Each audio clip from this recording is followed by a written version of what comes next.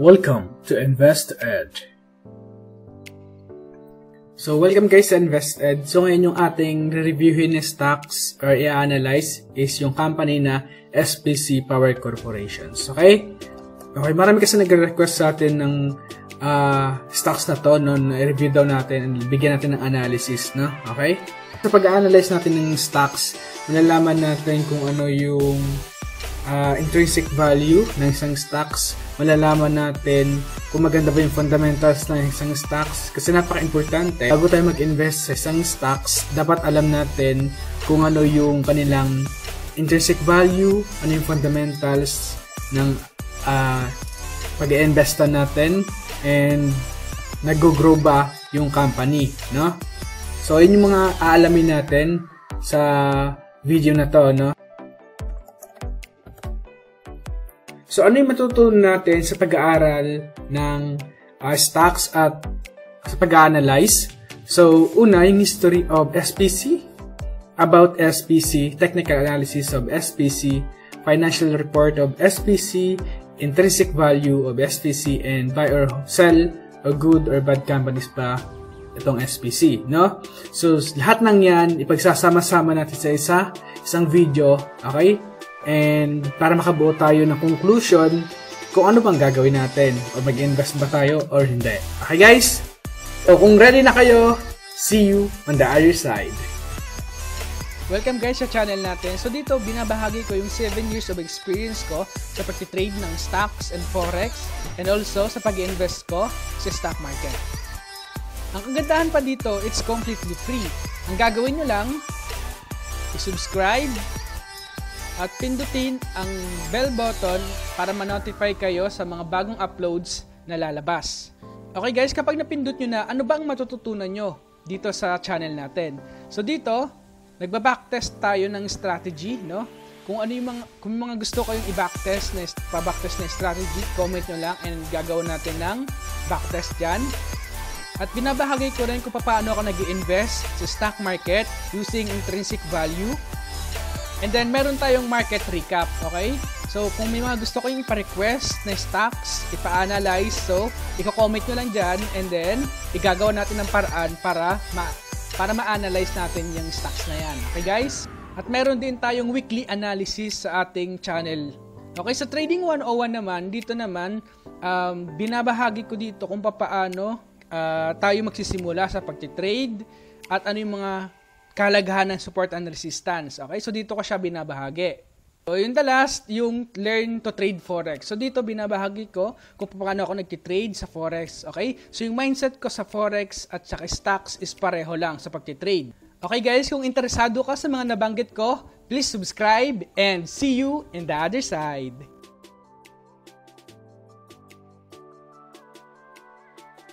Okay, so history of SPC. Okay, SPC Power Corporations, formerly Salcon Power Corporation, was incorporated on March 11, 1994 as a venture company organized by member of the Salcon Consortium, which entered into a rehabilitation, operations, maintenance, and management.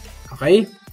Management agreement with the National Power Corporation or NPC on March 25, 1994 for the purpose of undertaking the ROMMM of the 203.8 megawatt Naga Power Plant Complex in Colon, Naga, and Naga, Cebu.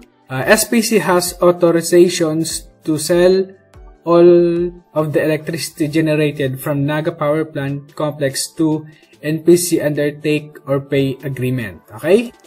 So, other information about SPC.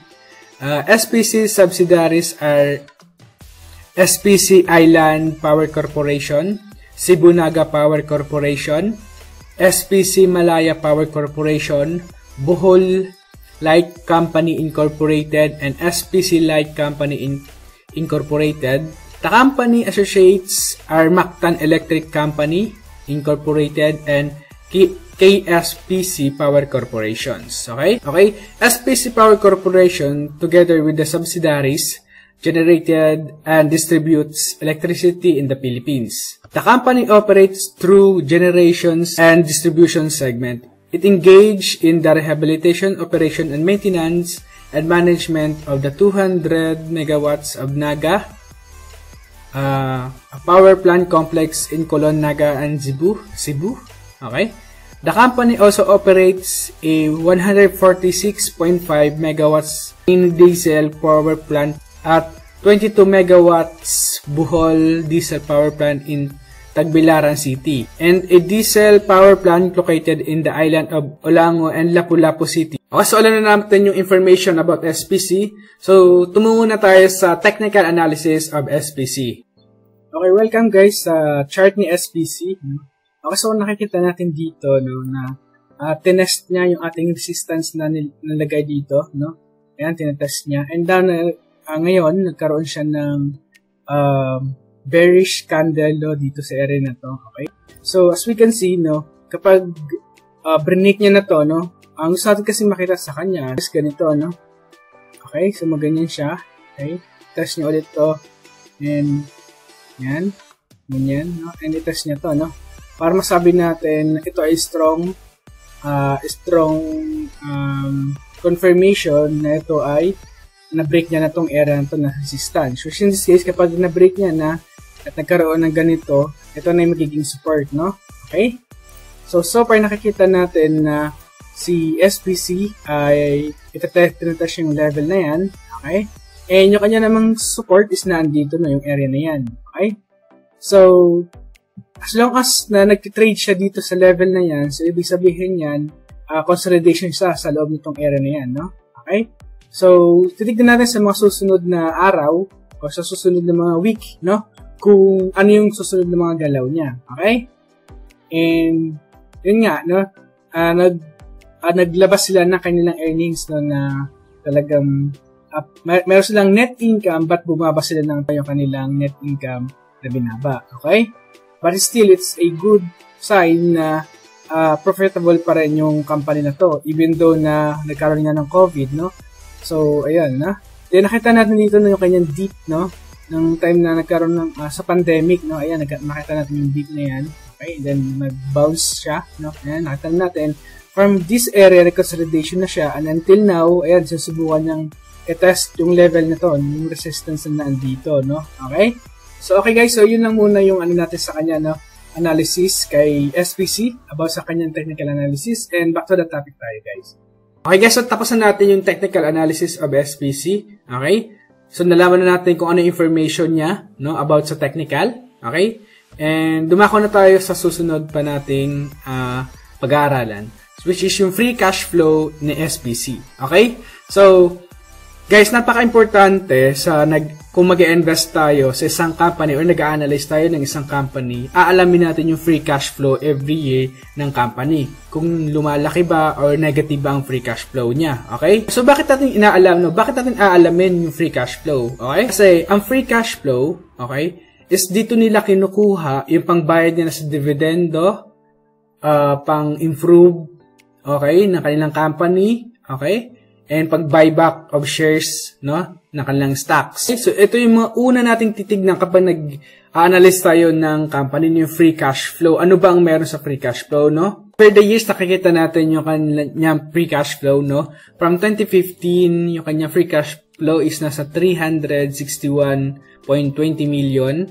And in 2016, nasa 603.46 million. And in the present, no, in 2019, data nila, mayroong 560.18 million. Okay? Okay, so, in 2019, nakita natin na mayroon silang positive 560 million free cash flow. Ibig sabihin, yung kanilang binibigyan na dividendo, dito nila kinukuha, no, sa free cash flow nila. Okay? And then, yung pang-improve din ng kanilang businesses, dito na rin kinukuha. Okay? Paano kapag negative yung free cash flow nila? So, sabihin nun, paano sila magbibigay ng dividendo? Which is, ang gagawin nila, mangungutang ulit sila. So, which is, pag ganon, negative side sa atin yun. No? Kasi, para makapagbigay ng dividendo sa shareholders mo, mangungutang ka, it's not a good sign para sa mga investor, no? Sa inyong mga tinitignan natin, no? Okay, so ano naman ang ibig sabihin nito kapag 100% owner tayo ni SPC? So, ibig sabihin lang yan, yung free cash flow, ibig sabihin, ito na yung para sa atin. Ito na yung matatabi natin para sa sarili natin. Okay? Okay, so in short, free cash flow is a measures of company profitability. Okay? And para makuha yung free cash flow, kailangan lang natin ng cash from operating activities, minus lang natin yung capex para makuha ang free cash flow. Okay? So, yung mga nabanggit na cash from operating activities and capex, sa cash flow statement lang natin malalaman yan and makikita, no? So, nakita na natin yung free cash flow in a yearly basis. So, titignan naman natin dito yung free cash flow niya in a quarterly basis. Kasi, in 2019, wala pang COVID niyan. So, titignan natin kung gaano naapektuhan ng COVID itong SPC, no? Okay, guys? So, free cash flow of SPC in a quarterly data, no? Nakita natin in second quarter of 2020, mayroong positive free cash flow siya na 52.18 million, which is good, no? Kasi karamihan ng stocks sa PSEI ay negative free cash flow ang kanyang second quarter and first quarter, no? Compare natin siya doon sa previous quarter of 2019, no? So, nakita natin yung kanyang free cash flow now is 52, okay? Okay, nasa 52 million. Sa previous quarter of 2019, nakikita natin na meron siyang positive 349 million free cash flow. So, bumaba siya, no? Pero, understandable naman kasi yan, kasi meron COVID, no? I-compare naman natin siya ngayon from first quarter of 2020. So, first quarter and second quarter, no? So, in first quarter, may negative siya na 11.79 million. Okay? So, in first quarter, talagang negative. Nagkaroon ng negative free cash flow si SPC. But in the second quarter, bumawi na siya, no? So, we expected na tutuloy-tuloy ito yung kanyang free cash flow, no? In the coming quarter. Kasi ito yung report nila ng second quarter, no? Ni SPC Corporation. Okay, dito sa financial conditions and result of operations. So, 3 months ended June 30, 2020 and 2019, no? So, sabi dito, total comprehensive income of group shrank by 27.6%, no? Year on year to 436.4 million in the second quarter of 2020 from 602.6 million in the same year period of the last year, no? Okay? So, sabi nila, all the group's business segments were affected by the weak demand of industrial and commercial customers as the government implemented strict lockdown protocol to arrest the coronavirus outbreak during the period. Okay, so the consolidated net income in the second quarter of 2020 translate to 0.29 in earnings per share, down from 0.40 in the same period last year, no?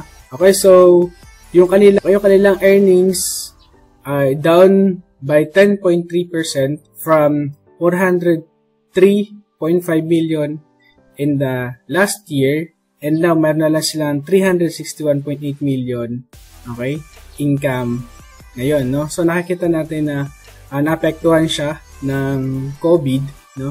Yung company na to. Okay, this is the key performance indicator of SPC.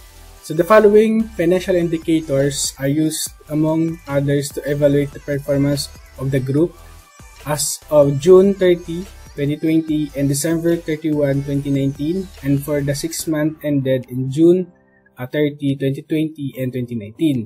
So, key performance indicator, ginagamit to compare the progress in the given year and to see if there is a difference, no, kung ano nangyayari sa nila. Okay? So, first, yung kanila earnings per share compare from 2020 sa ngayon is nasa 0.62 and compare natin siya doon sa previous year 0.61, which is nag-improve siya, no? Yung kanyang earnings per share. Okay? So, kung nakikita natin dito yung kanyang return on equity in the first half of 2020, nakita natin na meron siyang 9% return on equity. Okay? And compare natin siya doon sa 2019, which is 9.06% yung kanyang return on equity. Okay? Return on asset, nakikita natin na meron siyang 8.29% compare sa last year na merong 8.24%, which is tumaas siya ngayon, no? Okay? So, ano ibig sabihin ng return on asset? So, ito yung kita ng company compared sa kanyang ari-arian. Okay? So, ito lamang yan, no? So, nakikita natin na nag-improve. Okay? Okay, so sa kanyang solvency ratio, nakita natin na 1.18 and previous is 0.88. Okay? And yung kanyang current ratio, okay, now, first half of 2020 is 9.42. And yung kanyang previous is 7.84. So, nag-improve din. Okay? Debt ratio, nakita natin na 0.07 from 0.08, which is nag-improve, no? Maganda. Okay?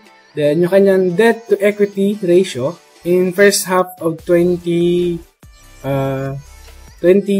no, is 0.08 and 0.09. So, maganda, no? Okay? So, yung kanyang status is nag-improve. Okay, so ito naman yung kanilang subsidiary breakdown, no? Okay? So, meron silang ownership, no? Nakikita natin yung mga ownership breakdown nila. So, first, yung kanyang SPC Island Power Corporation, meron silang 100% ownership. Kasama na yung Cebu Naga Power Corporation, 100% ownership. And SPC Malaya Power Corporation, which is meron silang total ownership na 78.4. Okay? SPC Light Company Incorporated, meron silang 64% ownership. Bohol Light Company Incorporated, meron 53.66%. And SPC Electric Company Incorporated, which is a holding company, meron silang 40%. So this is, pinapakita lang dito ng SPC kung ano na yung current situation of their ownership sa mga kanilang subsidiaries. Okay guys? Okay, so the group registered 27.6% earning drop in the second quarter of 2020, which is yung kanilang earnings in second quarter ay, yung kanilang earning is nasa 439.7 million pesos na net profit nila, no?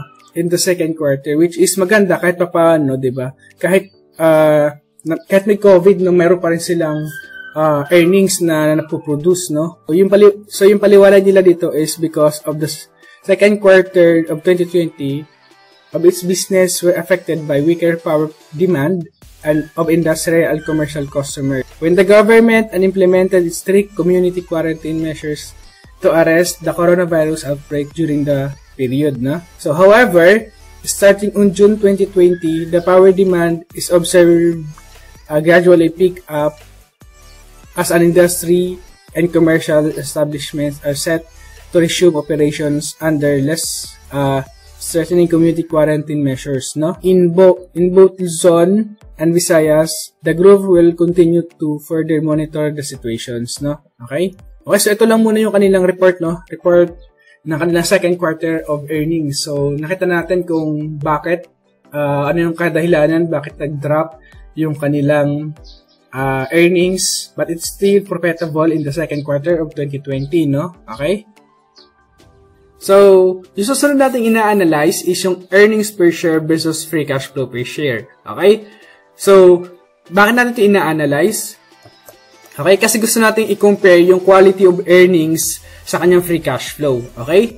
So, ano nga ba? Okay, so, kung i-compare natin siya, no, sa earnings per share versus free cash flow per share, ano ba yung purpose? Bakit natin pino-compare? Maliban sa iti-test natin yung quality of earnings. Okay? Kasi gusto natin makita kung meron pang cash, okay, na cash reserve itong si SPC, no, o yung ating i-analyze na stocks. Okay? Kasi ang ayaw natin makita kapag nag-analyze tayo ng stocks is sobrang laki ng earnings per share, okay, ng earnings per share, at sobrang liit ng free cash flow per share. Why? Anong ibig sabihin nun? Okay? So, ibig sabihin lang nun, ang kanilang chance na mag-improve, no, ay sobrang liit lang. Okay? Or to grow the business is sobrang liit lang. Okay? Paano lang makapag-negative yung kanyang free cash flow per share at sobrang taas ng earnings per share? Okay? So, doon na tayo maghihinala. Bakit ganon? Bakit negative, no? Bakit ang taas ng earnings per share pero yung kanyang free cash flow ay negative? So, doon tayo maghihinala. So, titignan natin yung fundamentals, no? Doon na papasok yung baka may nangyayari, may something na sinasabotage yung fundamentals para maging maganda, attractive sa mga investors, no? Okay, so alam natin yung negative side. So ano naman yung positive side ditong earnings per share and versus free cash flow per share? Okay? So yung positive side, gusto natin makita kasi na mas malaki yung free cash flow per share versus sa earnings per share. Bakit? Kasi nakikita natin na merong big potential to improve yung business. Okay? Ibig sabihin, meron pang i-squeeze itong company na to grow, to improve. Okay? So, dito naman sa free cash flow yield, okay? So, nakikita natin na 4%. So, it is a not high yield, no? Okay? So, bakit natin tinitignan yung free cash flow yield? So, tinitignan natin dito kung undervalue ba or overvalue ba ang isang stocks, no? So, kapag 10% pataas yung kanyang percent or free cash flow yield, ibig sabihin nun, nasa undervalue stocks. 10% pababa, ibig sabihin nun ay overvalue yung stocks. So, which in this case is nasa 4%. So, in terms of respect of free cash flow yield, si SPC ay overvalue, no? Overvalue sa in respect to free cash flow yield, okay? Then nakikita natin dito yung net profit margin ni SPC, 64.96%. So napakalaki, no, ng kanyang profit margin. So maganda, okay? Okay? So yun, nakikita natin yung kanyang earnings per share versus free cash flow per share. Okay? So, nakikita natin na sobrang taas na earnings per share but yung free cash flow per share niya is mababa, no? So, earnings per share is 1.19, then free cash flow per share is 0.35. Okay? Okay, so ito na nga yung sinabi natin kanina, no? Okay? Nakikita natin dito na there's a potential to grow but not much, no? Okay? So, dito naman tayo sa MOAT analysis. So, MOAT analysis natin is popularized by Warren Buffett. So it refers to a business ability to maintain competitive advantage over its competitor in order to protect its long-term profit and market shares from competing firms, no? So, ang ina-analyze natin dito kung gaano kumbaga yung barriers of entry. Hindi basta-basta napapasok to, no? So, ito yan, titignan natin dito. So, first, yung kanyang cash from operating activities in the last 5 years, yung kanyang growth rate is 5%. Earnings per share is 4%. Net income is 4%. Book value per share is 6%. Okay? So, ang gusto natin makita kapag nag-a-analyze tayo ng isang stocks is gusto natin makita yung 4 categories na yan is 10% pataas. So, ibig sabihin nun, it is a high MOAT companies, no? So, which in this case, nakikita natin na yung kanyang data ay hindi tumataas sa 10%. So, ang ating ratings sa kanya is 5 ratings natin, no? So, 1 is the lowest, 10 is the highest. So, nasa average lang siya. Okay? And now, yung susunod is yung management analysis. So, sa management analysis, meron tayong main measures natin siya ng dalawang categories, which is yung number 1, ROIC and ROE. Okay? So, first, mag-focus muna tayo sa ROIC. So, ano nga ba ang meron sa ROIC? Bakit natin siya kailangan itackle, no? Because company that have high ROIC are one that efficiently use the capital that they have raised in order to grow the business. Okay? So, ang kailangan natin makita sa ROIC ng isang stocks or ng isang ina-analyze natin na stocks is 10% pataas yung kanyang ROIC. So, which in this case, nakikita natin na yung kanyang ROIC from 2015 is 19, 2016, 20, 2017, 18, 2018 is 19, and 2019 is 18% na. So, nakikita natin na above siya doon sa 10% na kung nating nakita sa kanya, which in this case, it is a good, no? So, merong indications na it is a good management level. Okay? So, ngayon, i-compare natin siya doon sa kanyang ROE naman. Okay? So, ang ROE naman, so, ROE of greater than 10% over time, it demonstrates the effectiveness of management in increasing the value of shareholders' equity. Okay? Okay, so ano ibig sabihin nun, no? So, ang iminilang ng ROE, no? Okay, so ang minilang ng ROE is kung gaano kagaling yung management mag-handle ng cash to produce profit from their businesses, no? And kung gaano kagaling ang management to handle others people's money. Okay? So, we look at ROIC, no? 10% over time. Okay? So, yun yung gusto nating makita sa kanya. Okay? So, in 2015, nakita natin yung kanyang ROE. Sorry, ang kanyang ROE is 20%. ROE in 2016 is 21. In 2017 is 18. 2018 is 19. And 2019 is 18. So, nakikita natin dito yung kanyang ROE is lampas sa 10% over time, no? So, it is a good indication na kanyang management level is a high management level. So, ibig sabihin, it is an excellent management, no?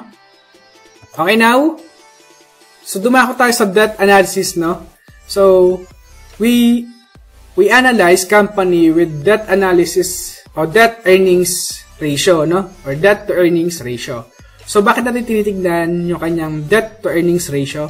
We look at debt earnings ratio of less than 3 years are considered to be stable because they do not have a large amount of interest expense or debt to service companies. Okay? So, ang gusto natin makita sa company na pinag-a-analyze natin is 3% pa ba yung kanyang debt to earnings ratio. Okay? So, ano ibig sabihin ng debt to earnings ratio? Okay? Ang meaning lang yan is gaano katagal mababayaran ng company yung kanyang long-term debt gamit lamang yung kanyang net income. Ay yung ating ina-analyze, no? So, in 2015, yung kanyang debt to earnings is 0.39 years kaya niyang bayaran. In 2016 is 0.25. And in 2017 and 2019 is 0. Okay? So, nakikita natin na yung kanyang financial health. So, dito nakikita na natin yung financial health ni SPC, which is sobrang ganda or excellent mag-manage ng utang yung company na to, no? Okay, so talagang sa panahon ngayon, no, na nagkaroon tayo ng COVID, talagang sila ay medyo nakakahinga ng maluwag kasi wala silang utang, no? Or in short, yung kanyang credit ratings is sobrang ganda, di ba? Ayun yung titignan natin sa kanya. Okay, guys? In conclusion, sa debt analysis, tayo ay sa kanya ay excellent yung kanyang debt handling, no? Or debt analysis sa kanya. Okay, guys? Okay, guys? So, ito na yung key metrics natin sa kanya, no? So, yung kanyang MOAT ratings natin sa kanya is 5 ratings. So, ibig sabihin yan, nasa average lang siya. Management ratings is 10. And the debt ratings is 10. So, ibig sabihin, management and debt ratings is excellent siya. So, in total, meron siyang 25 points, no? So, dito siya papasok, no, sa categories na excellent companies. So, ibig sabihin, ang company na to na SPC ay excellent, no? Kasi nalaman na natin, napasok siya doon sa excellent categories, no? So, let's proceed na sa kanyang second level of analysis, no? Okay? So, may mga stocks tayo na so may mga company pala tayo ina-analyze, no? Nakasubaybay kayo, no, sa mga previous video natin na nilalabas about stock analysis and review of company, no? May mga companies tayo na ni-review na dito pa lang sa first level of analysis natin, talagang hindi na sila pumasa at hindi na tayo nagpatuloy sa second level of analyzations or review, no? So far, sa kanya is good siya. Nasa excellent. Excellent yung kanyang management. Debt ratings, maganda. Okay? So, magpapatuloy tayo sa second level of analyzation sa kanya. Okay, guys? So, ito naman yung market performance ni SPC. No? For the last 7 days, nag-return siya ng 3.7%, while the industries is 1.4%, and the Philippine market is negative 0.07. Okay? And in 1-year returns, SPC is positive 17.5%, and the energy sectors is down by negative 23%, and the Philippine market is down by 25.2%. Okay? Okay, so dito naman yung nakikita natin dito yung price to earnings ratio ni SPC, no? Okay, so SPC is a good value based on its PE ratio of 7 compared to the Philippine renewable energy industries. The average is 7.2. Okay? And versus sa market, SPC is a good value based on its PE ratio of 7 compared to its Philippine market PE ratio is 12.8. Okay? Or 12.7. Okay? Kasi yung kanyang price to earnings growth ratio is 0 tayo sa kanya. So, an efficient data to calculate the PEG ratio to determine if it's good value, no? Okay?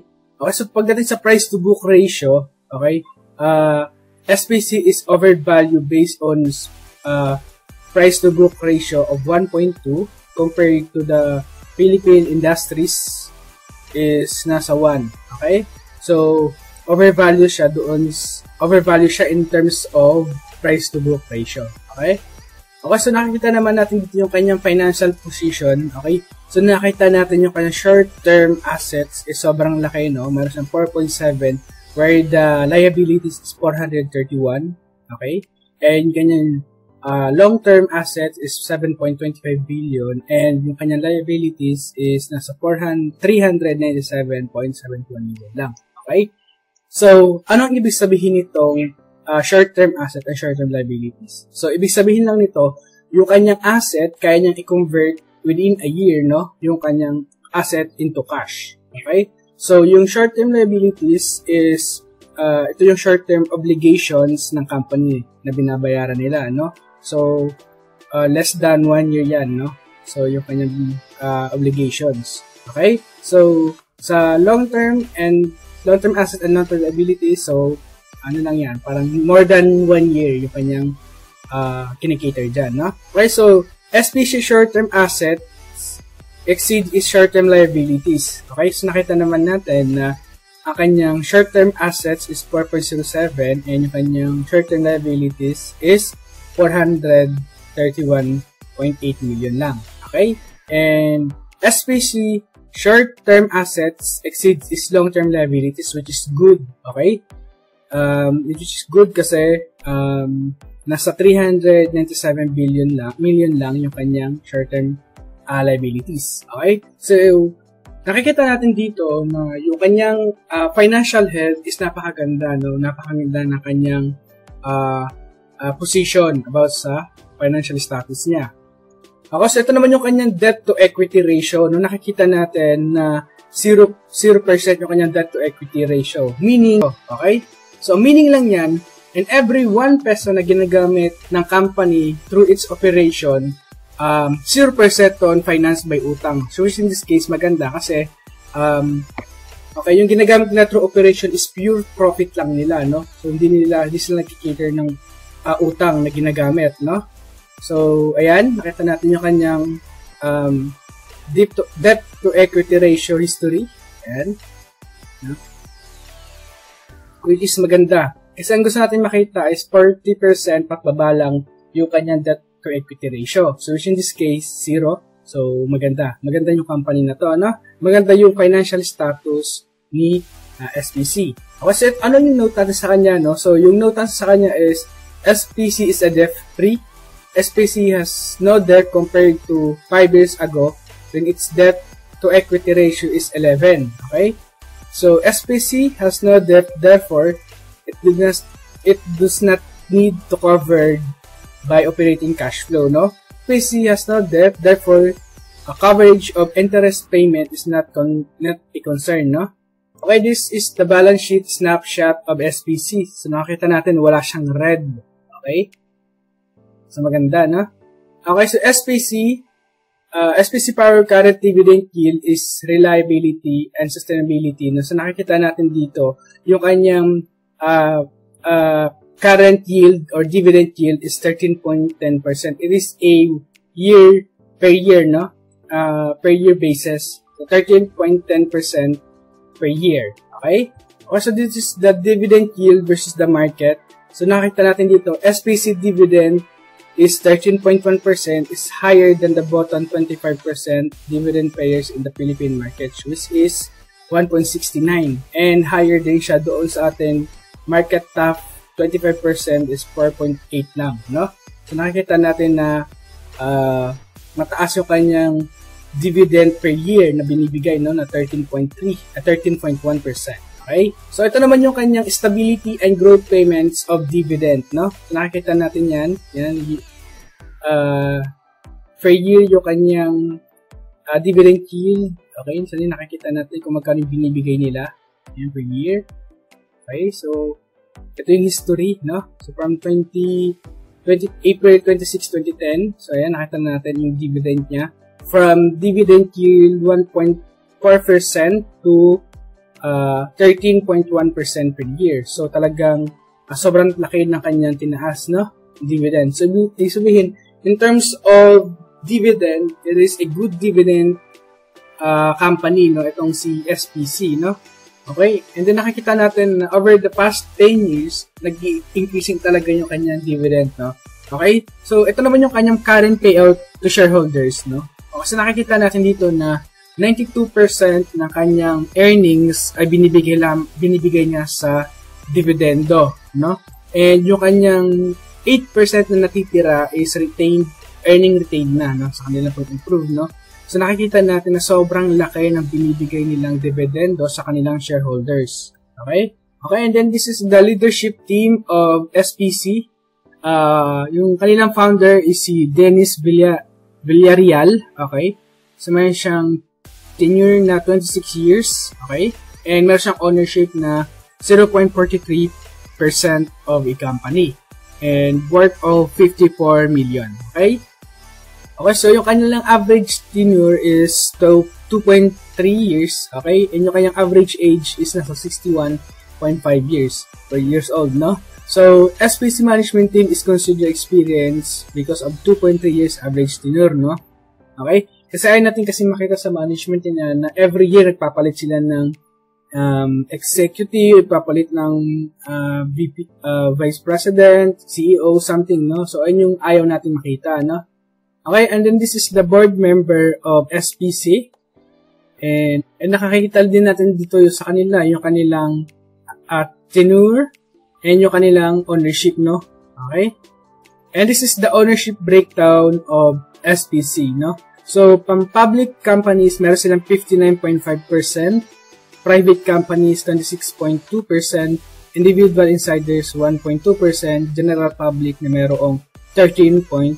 Okay? Okay, so, yung kanilang dilutions of shares, shareholders have not been meaningfully diluted in the past years. Nakita natin na hindi nagkakaroon ng diluted of shares. Meaning ng diluted is kapag nag-i-issue ng new shares or raise of shares yung company, bumababa yung percentage of ownership ng mga shareholders. Okay? Okay, and then this is the top shareholders of SPC.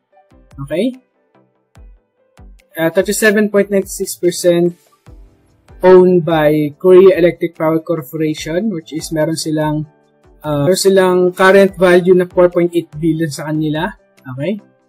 Okay, and then this is the number of employee of SPC. No? Meron silang 387 employees. Okay guys, so nakita na natin yung kanyang fundamentals and about sa SPC. No? So, ngayon, ang tanong, ano na ba yung intrinsic value ni SPC? No? Okay, pwede na ba tayong bumili kay SPC? No? So, nalaman natin na maganda yung kanyang fundamentals. Okay? So, ngayon, ang tanong, what is the real value or fair value ni SPC? Okay? So yung kanyang intrinsic value ngayon is 7.1. Okay? And yung ating margin of safety is 5.1. So meaning, kapag bumabas yung current price niya sa ating margin of safety, which is 5.1, meron tayong potential na pwede tayong bumili sa kanya, no? Okay? So ano ba yung current price ngayon ni SPC? So ngayon yung current price ni SPC is 8.4, which is mataas na. Mataas na yung kanyang current price. Okay? So yung ating bias sa kanya is hold tayo sa kanya. Kasi nakita natin na overpriced na siya, no? Alagpas na siya sa ating intrinsic value. Okay? So magkakaroon lang tayo ng trigger point kapag bumaba siya doon sa ating intrinsic value ngayon, no? Na 5.1. Okay? Okay guys, so kung viewers kayo ng channel natin, no? So alam niyo na kung paano i-compute yung intrinsic value ni SPC, no? Okay guys? So in summary, ano-ano nga, recap muna natin yung ating mga pinag-aralan dito sa pagre-review ng stocks na to, no? So, okay. So, yung kanyang MOAT, analysis natin sa kanya is nasa average lang tayo. Kasi gusto natin makita na yung kanyang, yung 4 categories of MOAT is 10% above, okay? And sa management, excellent tayo sa kanya, okay? Sa debt ratings, green zone tayo sa kanya, which is excellent, no? Intrinsic value is hold tayo sa kanya, no? Yung kanyang free cash flow in 2019 is 560.18 million. Okay?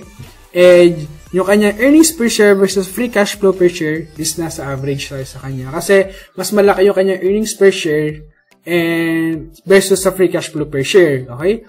Which is sobrang laki na agwat, no? Okay? So, sa pag-a-analyze ng stocks at pagre-review ng stocks, so nalalaman natin, no, kung ano yung strength, ano yung weaknesses ng isang stocks, no? Napaka-importante, bago tayo mag-invest sa isang investing o isang stocks na gusto natin pag-investan, dapat aralin muna natin, no? Aralin muna natin yung kanyang fundamentals, aralin muna natin yung kanyang mga past records para meron tayong idea, no? Mayroon tayong idea sa stocks na papasukin natin. Okay, guys? Okay, guys. So, ito lang muna yung ating review or analysis sa stocks na to, no? And as always, guys, mag-ingat kayong lahat and invest wisely. Okay, guys? And see you on the other side. Hello guys, maraming salamat sa panonood. Sana marami kayo natutunan sa video na to. So kung hindi pa kayo nakaka-subscribe, so please subscribe and hit the notification bell para updated kayo sa mga videos na parating at marami pa kayong matututunan sa channel na ito. So maraming salamat. This is PSE Warrior saying, trade well, trade strong, and trade smart.